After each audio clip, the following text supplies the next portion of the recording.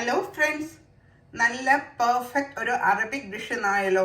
Step by സ്റ്റെപ്പായിട്ട് നിങ്ങൾ കണ്ടു നോക്കുക. നല്ല ഗ്രിൽ ചിക്കനും ഫത്തൂഷ് സാലഡും അറബിക് ബ്രെഡും പിന്നെ ലെബനിയും കൂടെ ചേർത്തിട്ടുള്ള ഡിഷാണെന്ന് ഞാൻ കാണിച്ചു തരാൻ പോകുന്നത്. അപ്പോൾ സ്റ്റെപ്പ് ബൈ സ്റ്റെപ്പായിട്ട് നിങ്ങളൊന്ന് കണ്ടു നോക്കുക.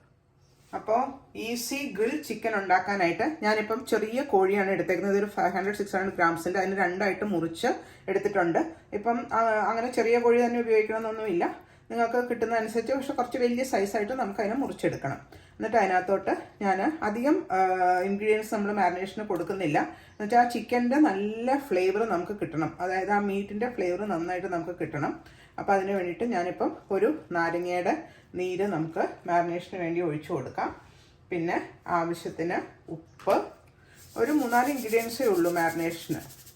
ഉപ്പ്, പിന്നെ ഒരു 2 ടേബിൾ സ്പൂണോളം ഓയിൽ ഒഴിച്ചു കൊടുക്കാം.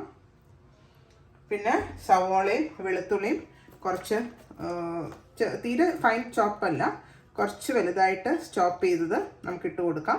എന്നിട്ട് ഇതെല്ലാം കൂടെ മാരിനേറ്റ് ചെയ്ത് ഒരു 3 to 5 hours നമുക്കതിനെ വെളിയിൽ തന്നെ വെക്കാം. അതെല്ലാം നിങ്ങൾ ഫ്രിഡ്ജിലാണ് വെക്കുന്നതെങ്കിൽ നമുക്ക് 24 hours ഫ്രിഡ്ജിൽ ഓവർനൈറ്റ് വെച്ചിട്ട് ഇതിനെ ഗ്രില്ല് ചെയ്ത് എടുക്കാം. അപ്പം നല്ല ശരിക്കും ഇതൊരു വളരെ എളുപ്പത്തിൽ ഉണ്ടാക്കാൻ പറ്റുന്ന ഒരു ഗ്രിൽ ചിക്കനാണ്. ഞാൻ നന്നായിട്ട് മാരിനേറ്റ് ചെയ്ത് പിടിപ്പിച്ച് വെക്കട്ടെ.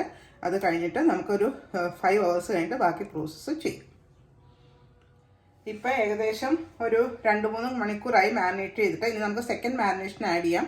അതായത് കുരുമുളക്, ചതച്ച കുരുമുളക് ഏകദേശം ഒരു 1.5 ടേബിൾ സ്പൂൺ. നമ്മൾ വേറെ എരിവിന് വേറെ ഒന്നും യൂസ് ചെയ്യുന്നില്ല. പിന്നെ 1 ടീസ്പൂൺ ജീരകം പൊടിച്ചത്, റോസ്റ്റഡ് ജീരകം. പിന്നെ 1 ടീസ്പൂണോളം ഒറേഗാനോ. പിന്നെ 1 ടീസ്പൂൺ സുമക് പൗഡർ. പിന്നെ 1 ടേബിൾ സ്പൂണോളം 2 ടീസ്പൂണോളം പാപ്രിക്ക പൗഡർ. ഇതെല്ലാം കൂടെ നമുക്ക് യോജിപ്പിച്ച് ഒരു അരമണിക്കൂറും കൂടെ മാരിനേറ്റ് ചെയ്ത് കഴിയണം. എന്നിട്ട് വേണം നമുക്ക് ഓവൻ 250 ഡിഗ്രിയിൽ പ്രീ ഹീറ്റ് ചെയ്തിട്ട് ഇതിനെ നമുക്ക് ഓവനിൽ ഗ്രില്ല് ചെയ്ത് എടുക്കാനായിട്ട്. അപ്പോൾ ഞാൻ ഇതിനെയൊക്കെ ഒന്ന് തേച്ച് എല്ലായിടും ഒന്ന് പിടിപ്പിക്കട്ടെ. ഇപ്പം നമ്മൾ രണ്ടാമത്തെ മാരിനേഷൻ എല്ലാം പരട്ടി നല്ല വൃത്തിയാക്കി ചിക്കനെ വെച്ചിട്ടുണ്ട്. ഇനി ഇങ്ങനെ അതിനെ ഒരു 1/2 hour കൂടി ഇരിക്കട്ടെ. എന്നിട്ട് വേണം നമുക്ക് പ്രീ ഹീറ്റ് ചെയ്ത് ഓവനിൽ ഇത് ഗ്രില്ല് ചെയ്ത് വെക്കാനായിട്ട്. അപ്പോൾ ആ പ്രോസസ്സിലോട്ട് ഒരു 20 minutes കഴിഞ്ഞിട്ട് നമുക്ക് പോകാം. ഞാൻ ഓവൻ തുറക്കുകയാണ്.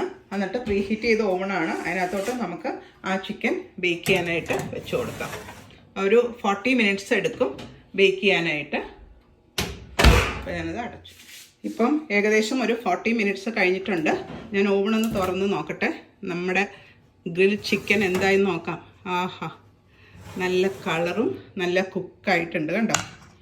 ഇനിയിപ്പോൾ ഞാനിത് നമ്മുടെ സാലഡും കുബൂസും ഒക്കെ ആയിട്ട് പ്രസൻറ്റ് ചെയ്യുന്നതും കൂടെ കാണിച്ചു തരാം.